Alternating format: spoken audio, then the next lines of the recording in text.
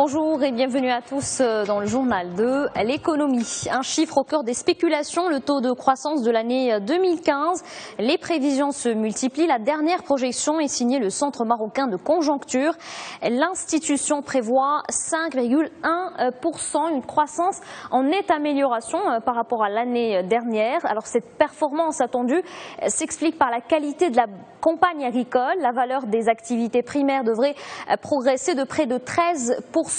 Et selon le CMC, autre facteur qui conditionnera la hausse du PIB, le comportement de la demande intérieure. Mais pour le CMC, l'impact positif des activités primaires sur la croissance devrait être atténué par le secteur non agricole. Les activités industrielles, de commerce et de services devraient faire face à des difficultés. Dans l'actualité aussi, cette déclaration du chef du gouvernement marocain, Abdillahi Ben Kiran, confirme la création de 500 000 emplois à l'horizon 2020 et ce, dans le cadre du plan d'accélération industrielle. Le chef du gouvernement vient ainsi appuyer les chiffres annoncés auparavant par Moulay Hafid Al-Alami. Et toujours sous la coupole, une autre déclaration à retenir, celle de Abdelkader Amara. Selon lui, le Maroc envisage de réaliser un terminal du gaz naturel liquéfié à Jorf el-Sfar. Le ministre de l'Énergie et des Mines répond ainsi à une question orale à la Chambre des conseillers sur l'importation et le stockage des produits pétroliers. Ce terminal sera doté d'infrastructures nécessaires, notamment des stations électriques. Le coût s'élève à 40 milliards de dirhams. Abdelkader Amara qui vient également de dévoiler les derniers chiffres sur la production minière. Elle a atteint 33 millions de tonnes en 2013. Plus de 80% de ce volume représente les phosphates et dérivés, et ce pour un chiffre d'affaires de 52 milliards de dirhams. 41 milliards de dirhams proviennent des exportations et 11 milliards de dirhams des ventes locales. En d'autres chiffres, le secteur minier contribue à hauteur de 10% au PIB national. Au niveau des exportations marocaines, il représente 30%. Quant au volume des investissements dans ce secteur, il atteint 23 milliards de dirhams.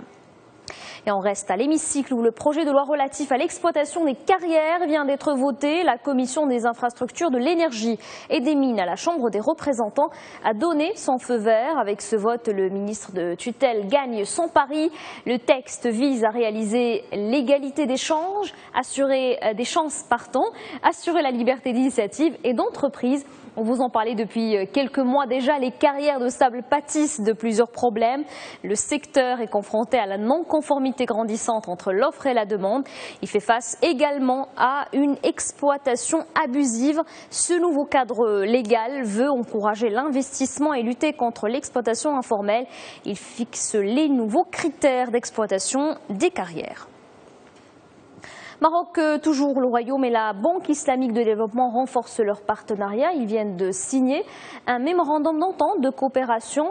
L'accord porte sur l'établissement du groupe de la BID à Casablanca Finance City et vise aussi à inciter le secteur privé africain à investir au Maroc. Et puis surtout, parmi les domaines de coopération, les banques, le partenariat porte sur l'octroi de lignes de précaution aux établissements financiers marocains.